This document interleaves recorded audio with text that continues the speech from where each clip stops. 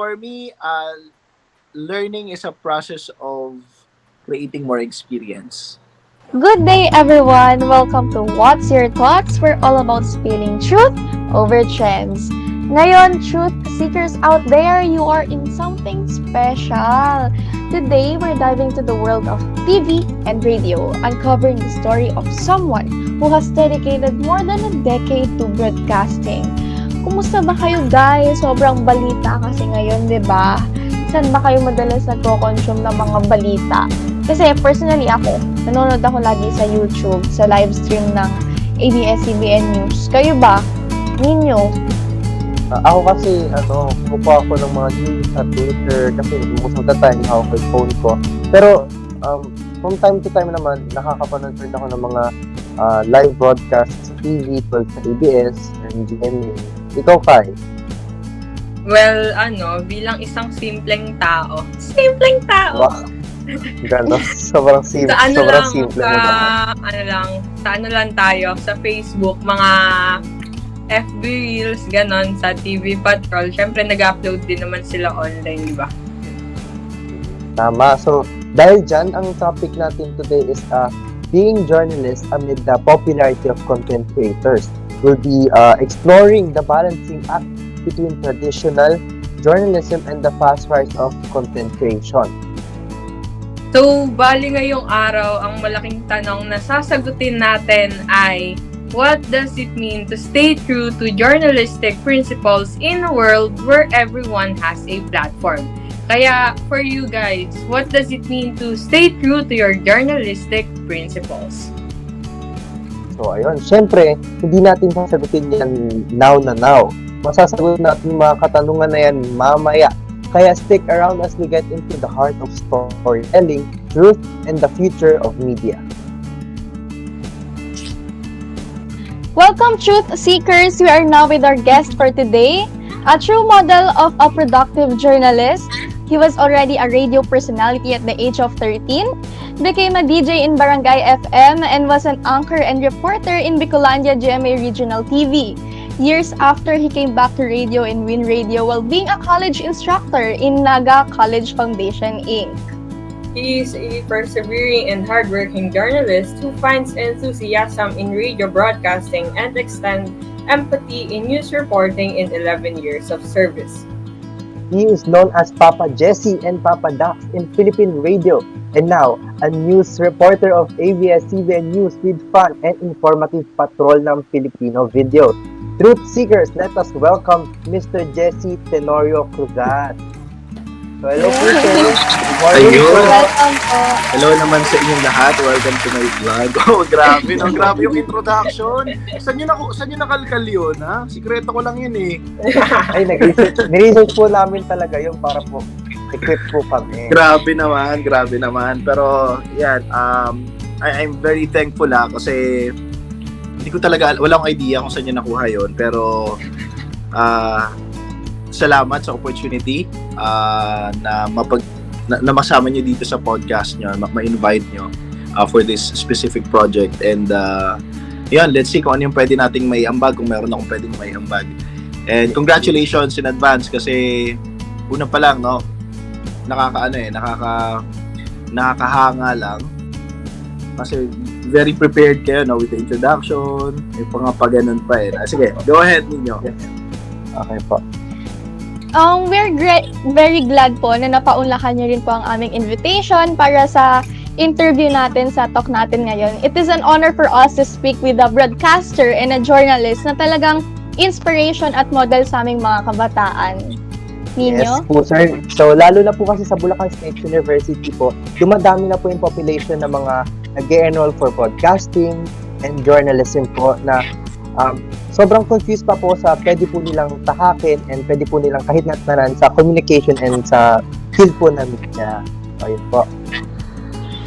We have known po na sinelebrate niyo po ang 11th anniversary niyo po sa field na to noong October 28. Tama po, sir? Yes, October 10. Happy anniversary po, sir. Wait, thank you. Grabe Happy naman 11th yung research anniversary skills po. niyo, ha? So, firstly po, bukod sa inyong radio journey as Papa Jessie and Papa Dax and your appearance sa TV as a reporter and an anchor, nakita din po namin kayo sa social media habang nagsiscroll po kami, which really caught our attention. We really like your vertical videos po sa Patrol ng Pilipino kasi it really showed kung ano nga ba talaga yung realidad, but at the same time, entertaining siya. So, Sir Crizat, how did you come up with this vertical video and what was your thoughts po sa content na to? So, yung question mo about PNP, isa siya initiative ng ABS-CBN para mas lalong maipaunawa sa publiko, sa ating lahat, sa audience, yung isang issue, isang balita. So, when we were producing that video, tinanong ko sa sarili ko, paano ko ba ilalatag yung storya? Kasi ang dami nang lumabas na news about yung 21 pesos, ganyan-ganyan, from NEDA, di ba? Yung pagkakalatag, kung titingnan nyo kasi, medyo kwela siya. And yes, opo. on the side is, hindi siya entertain. Well, siguro, may end result na somehow nakaka-entertain siya. Pero more than that, yung pinaka-goal ko habang sinusulat yung script, habang nilalatag ko yung storya, is paano ba maiintindihan ni Kyla or ni Keith or ni Nino, yung paggastos or yung issue na to, yung 21 pesos na pagkakasyahin sa loob ng isang araw. Paano mo siya madadigest nang hindi mo masyadong iniisip yung number. So may mga ganon, Keith and Kyla and Nino. Yun. Ayun nga po sir, sobrang ganda po kasi ng vertical videos na yun.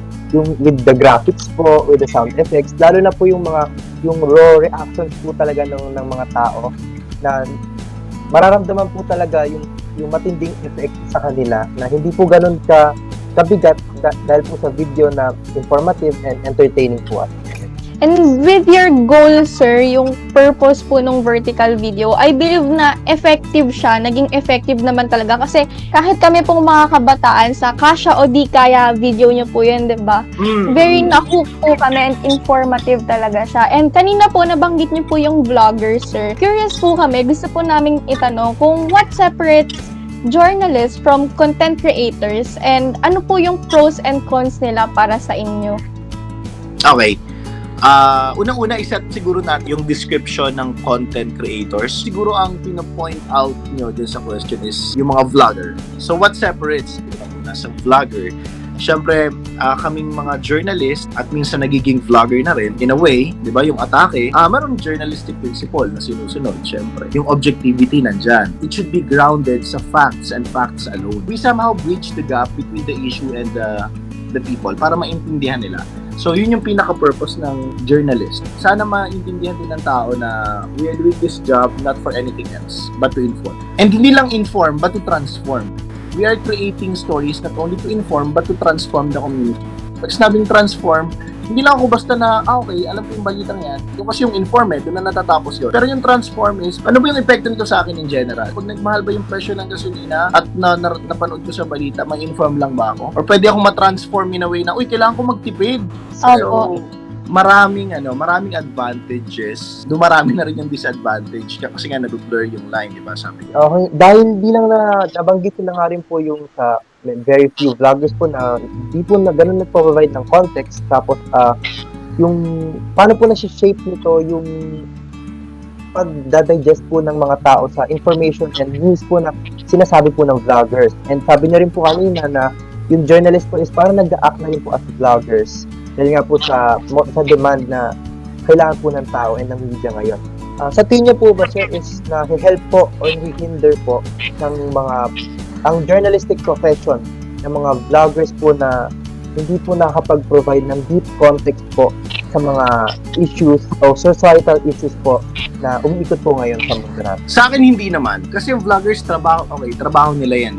Nasa atin talaga kasi yung sagot. Tayo yung endpoint lagi. Sa atin papunta yung information. Hindi natin sinasabi na naihinder ng vloggers yung trabaho ng journalist or the other way around. Kasi magkaiba talaga. So, walang overlapping na nangyayari. Nangyayari lang is that since readily available na kasi lagi yung mga vlogger at marami sila sa mga tao, sa audience, yun na yung kino-consider nila as journalist in a way. Parang okay, pareho lang din naman video pareho lang din namang nagsasalita. Minsan nga tawag sa akin, yung vlogger, di ba? Pupunta ako sa community, oh, vlogger, hello, yeah. May mga ganon.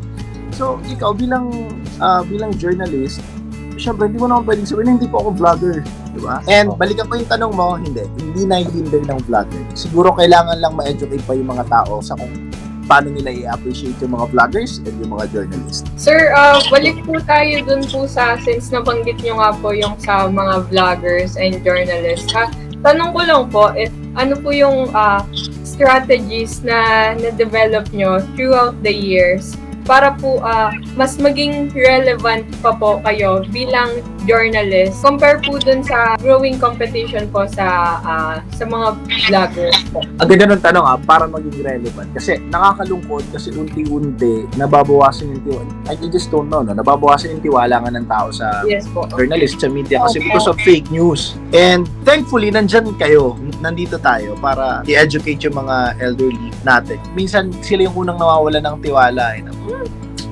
Bayaran naman, gano'n. Which is, nakakalungkot kasi na-generalize. Well, I'm not saying na, hindi ko naman dinidiscount yung pinapaniwalaan ng ibang tao na may mga medyang nababayaran. Hindi ko alam baka siguro sa iba. Pero kasi, nabablur nga yung line kasi because naniniwala yung iba sa conspiracy theories, yung ganyan. So, going back to your question, sorry Kayla, nawala ako. Yung question mo is, paano? Ano po yung mga na-develop nyo po na ways para maging relevant pa po yung journalists compare po sa mga vloggers po na mas pinapaniwalaan na po ngayon ng masa? Aminin natin sa hindi, mainstream media, especially TV industry, is gradually dying. Wala na tayo dun sa era ng Kabayan, Noli De Castro, Karen Davila, yung mga kilala na talagang nakilala sila because ang focus ng tao that time is TV. Wala silang ibang mode of source of information kundi TV. Here comes digital era, tayo ngayon, parang bargain na lang parang okay, parang ukay-ukay level, di ba? Ito, kuha ako dito. Ganyan kalatag. So, ang hirap talaga maging relevant sa totoo Kayla. Ang hirap maging relevant ngayon. Yung competition online. Ewan ko, kung nanonood kayo ng buong episode ng TV Patrol or ng balita, siguro hindi, no? A snippet lang or baka nga online So, challenge na maging relevant ka ngayon. It's really a challenge. Paano maging relevant? Siguro hindi lang, kasi di ba, yung basic journalism, ang ilalatag mo is yung who, what, when, where. 5 W's in 1 page.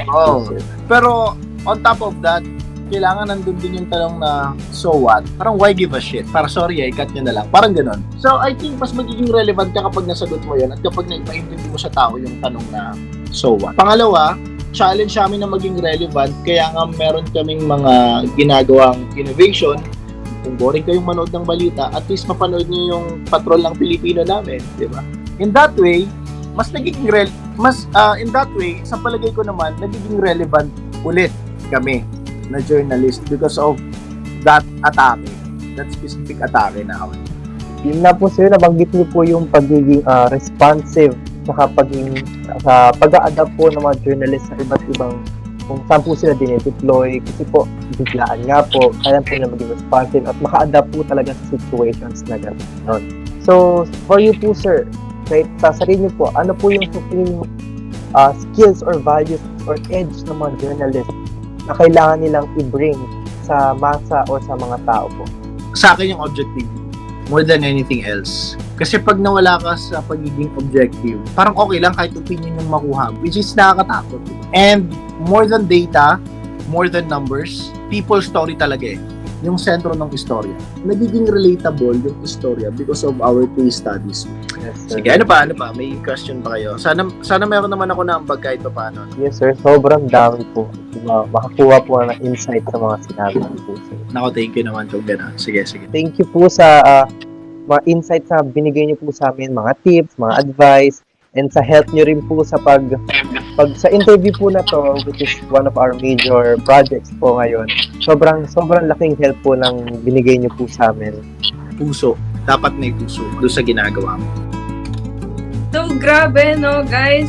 So, very refreshing talaga na makapakinig ng advice and experiences from a real journalist na talagang may experience. Kayo guys, anong takeaway nyo for today's podcast? Share nyo naman in one sentence.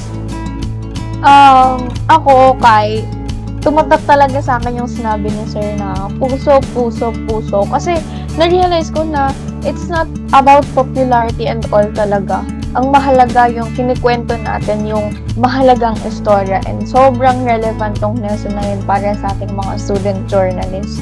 Ninyo, ikaw naman. For me kasi yung pagbibigay ng context or pagbibigay ng deeper context sa mga balitang medyo complex para mas maintindihan siya ng mga manunood at makikinig. Yun yung super tumatak sa akin. Ikaw naman, Kai. Agree ako kay Kit. Kasi, totoo yun na puso, puso, puso. Kasi pagka inisip mo na, kasi nga, di ba yung mga journalists is mababa yung sweldo. Pagka wala kang puso dun sa ginagawa mo, ihinto ka na lang din. Tapos, ang dami pang ngayon, mga kalaban. Diba? So, medyo mahirap magpatuloy, pero ayun, dahil nga kay Sir Desi, medyo nagkaroon tayo ng insight. Kaya Truth Seekers, abangan nyo ang next podcast namin for more talks and chit-chats. This is What's Your Thoughts, where we are all about feeling truth over trends. So, ayun, bye-bye! See you guys! Bye! See you! Bye!